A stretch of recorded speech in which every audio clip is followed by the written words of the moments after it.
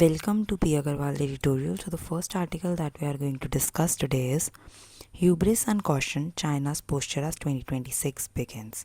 तो बेसिकली इस आर्टिकल में हम क्या देख रहे हैं कि चाइना का जो कॉन्फिडेंस है वो ऑन द आउटसाइड वो तो काफ़ी अच्छा रहता है, पर अंदर चाहे जितना मर्जी स्ट्रेस चल रहा हो, जितनी मर्जी डोमेस्टिक कंजम्पशन कम हो रही हो, पर वो फिर भी ग्लोबली उतना ही असर्टिव रहता है, जिससे कॉम्प्लेक्स चैलेंज बनता है वैसे तो सबके लिए ही, बट इंडिया के लिए specifically.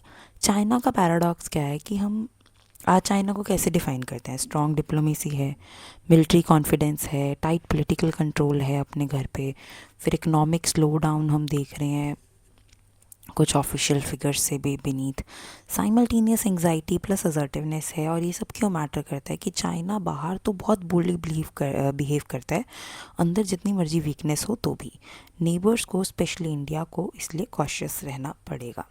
Shift in China's mode, तो 2024 से 2025 में क्या हुआ, क्या चेंज हुआ? तो 2024 में हम देख रहे थे कि यूएस कंटेनमेंट और इकोनॉमिक स्ट्रेस का डर था चाइना को। उसके बाद मिड 2025 तक कॉन्फिडेंस वापस आ गया, इवन ओवर कॉन्फिडेंस ही आ गया। जो चाइना का स्ट्रैटेजिक बिलीफ था, चाइना ने हैंडल करा यूएस राइवलरी को बहुत अच्छे से, टैक्टिकल ग्राउंड्स पे भी जीता, ट्रेड एंड टेरिफ में एक्सपैंड किया इन्फ्लुएंस अपना ग्लोबल साउथ में।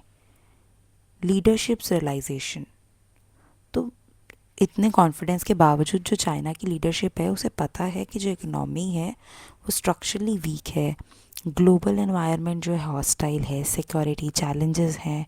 की मीटिंग्स उन्होंने करी, fourth plenum, central economic work conference. Then focus areas क्या रहे उनके? नेशनल सिक्योरिटी की, सेल्फ रिलायंस लाएँ हम टेक्नोलॉजी में, एक्सपोर्ट ड्रिवन ग्रोथ हो।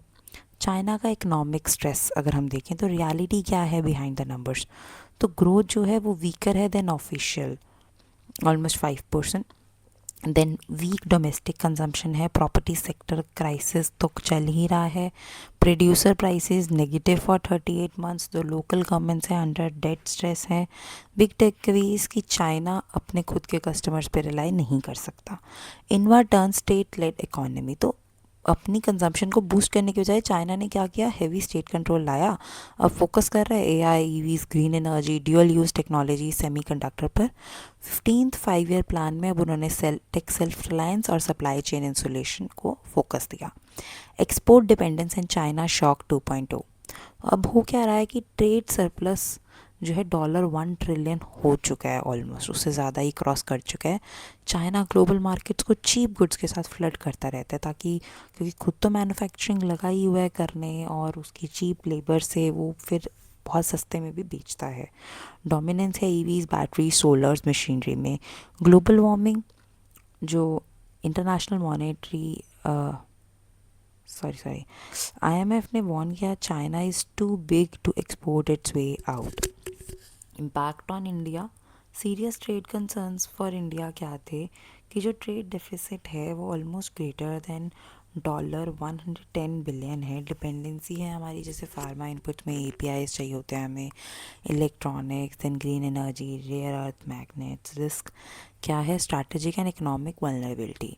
पॉलिटिकल एंड मिलिट्री कंसोलिडेशन, तो इनसाइड चाइना हम क्या देखते हैं? Tighter censorship and ideology, national security expanded everywhere, large scale हम देख रहे हैं sacking of PLA generals, that is their government no. Then military trend क्या देख रहे हैं कि stronger nuclear and conventional forces हैं, शिफ्ट करा है उन्होंने early warning counter strike doctrine पे। यूएस चाइना के इक्वेशन भी बदलते रहते हैं। Under Donald Trump second term, China seen more as economic competitor not system rival, तो Indo Pacific downgraded, America first से इनवर्ड फोकस हुआ, but regime change in Venezuela से चाइना के जो इंटरेस्ट है वो हिट हुए हैं, स्ट्रैटेजिक राइवलरी अभी भी चल रही है। ट्रम्प सी डी एस्कलेशन, तो बुसान मीटिंग अक्टूबर 2025 में टेरिफ रिलीफ को लिमिट किया गया, partial easing of export controls and purely transactional था। डेंजर क्या है? Even small US China cooperation limit space for others. India strategic dilemma, तो India US ties face कर रहे हैं, friction over trade, Russia, Pakistan, China's perception. अब China की perception क्या है कि इंडिया को स्टेबिलिटी इसलिए चाहिए क्योंकि उसका यूएस के साथ अनसर्टेनिटी चल रही है, इसलिए चाइना कोई अर्जेंसी फील करता ही नहीं है to accommodate India. Then Europe, Japan and global south. Europe alarmed है चाइना की ओवर कैपेसिटी से, पर कंस्ट्रेंड है by dependence and weak growth. Japan, China ने बहुत हार्शली रिएक्ट किया था तो Taiwan रिमार्क्स।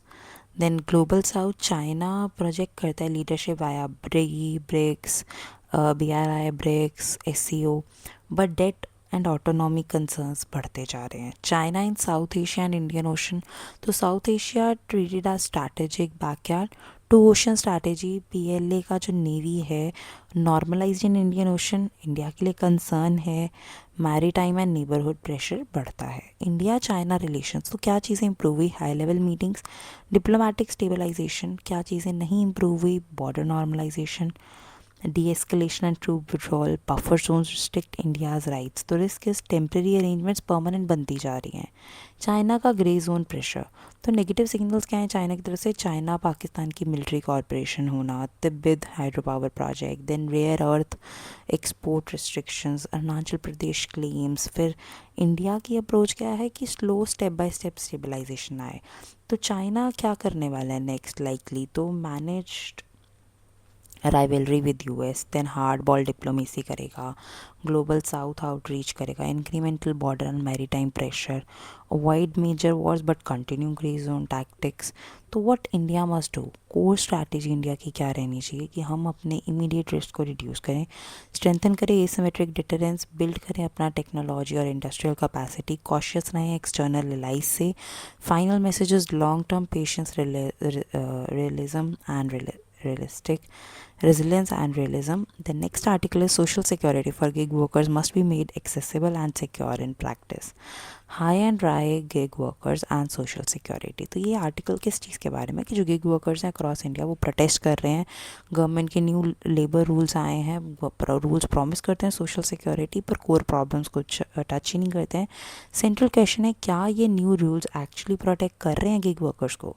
तो strike that trigger the debate, तो क्या हुआ था 1 लाख ऑलमोस्ट गिग वर्कर्स ने 31 दिसंबर को स्ट्राइक करा। डिमांड्स क्या थे कि फेयर पे हो, ट्रांसपेरेंसी हो इंसेंटिव्स में, आर्बिट्रेरी एल्गोरिदम चेंजेस से प्रोटेक्शन हो। शॉकिंग रिस्पांस क्या रहा? प्लेटफॉर्म CEOs जो थे उन्होंने प्रेज किया police intervention to keep services running. Message क्या था? Workers protested but platforms relied on state power. Labour codes में क्या चेंज हुआ है? तो गवर्नमेंट का मूव क्या रहा है? लेबर मिनिस्ट्री ने ड्राफ्ट रूल्स रिलीज करे फॉर न्यू लेबर कोड्स। की लिमिटेशन क्या थी कि गिग वर्कर्स को इंक्लूड किया गया सिर्फ सोशल सिक्योरिटी के लिए, उनको कहाँ से एक्सक्लूड कर दिया? Wage protection, working conditions, employment relationships. तो ये सब क्यों मैटर करता है? जो वर्कर्स हैं उनको सिर्फ पार्शियल रिकॉग्निशन मिल रहा है, फुल राइट्स नहीं मिल रहे हैं। Gig workers not treated as employment, तो क्रिटिकल इशू क्या है? कोड ऑन वेजेस अप्लाई करता है मोस्ट वर्कर्स को बट गिग वर्कर्स को एक्सक्लूड करता है एज एम्प्लॉयज़। रिजल्ट जो प्लेटफॉर्म्स है वो लीगली एम्प्लॉयर्स हैं ही नहीं, तो कोई ऑब्लिगेशन ही नहीं है मिनिमम वेजेस का या फेयरनेस रेट करने का या वर्किंग आवर्स देखने का। इंस्टेड जो प्लेटफॉर्म्स हैं सिर्फ कंट्रीब्यूट करते हैं to a social security fund. Core worker issues remain unsolved, तो जो वर्कर्स एक्चुअली क्या चाहते हैं? Protection, algorithm driven pay cut से सडन इंसेंटिव रिमूवल हो जाना, ओपेक ऐप के डिसीजंस अपने आप ही ले लेना। प्रॉब्लम क्या है? जो ड्राफ्ट रूल्स हैं वो एड्रेस ही नहीं करते हैं पे कैलकुलेशन या work allocation, dispute over ratings या penalties. Safety rules don't fit app based work. Then OSH and WC rules, that is occupational this is occupational and health and working conditions rules, so build around traditional employers. तो ये portals जैसे कि श्रम सुविधा use करें, mismatch, then gig work जो है वो ऐप के द्वारा ही कंट्रोल हो रहा है, सारा एल्गोरिदम ही चेक करता है, फ्लेक्सिबल भी है बट इनसिक्योर भी है। तो what the social security rules से क्या नई रिक्वायरमेंट्स हैं? गिग वर्कर्स को रजिस्टर करना चाहिए एक प्लेटफॉर्म पोर्टल पर। एग्रीगेटर्स क्या करें? अपलोड करें वर्कर डिटेल्स, डाटा अपडेट करें एवरी क्वार्टर। एलिजिबिलिटी कंडीशन हो कि worker must work 90 days with one aggregator और 120 cumulative days across platforms in a year. Problems क्या है एलिजिबिलिटी रूल के साथ कि हिडन फ्लॉ है, 1 calendar day can count as multiple days. अगर वर्कर ने मल्टीपल ऐप्स पे लॉग किया, पर वाई दिस इज़ रिस्की? इससे क्या होता है कि हेल्प करता है प्लेटफॉर्म्स को कि वो रिस्पॉन्सिबिलिटी अवॉइड करते हैं, does not guarantee stable income. Who gets penalized? Caregivers, sick workers, then workers during demand slowdown.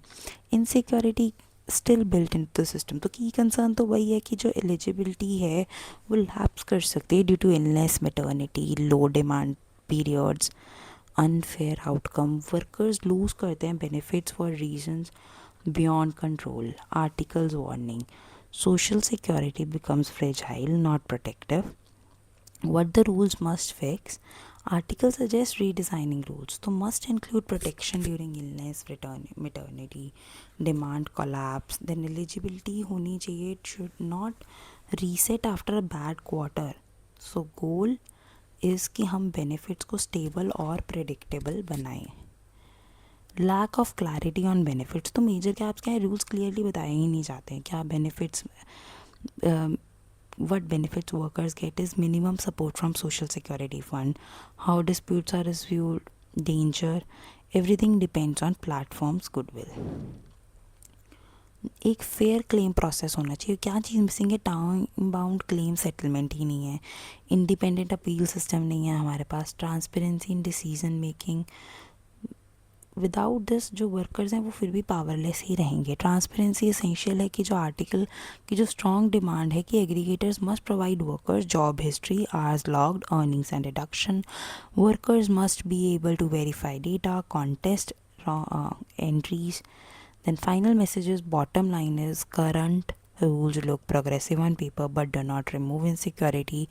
If unchanged, the reasons for strikes will continue and gig workers will remain high and dry. So that's all for the articles today. Thank you.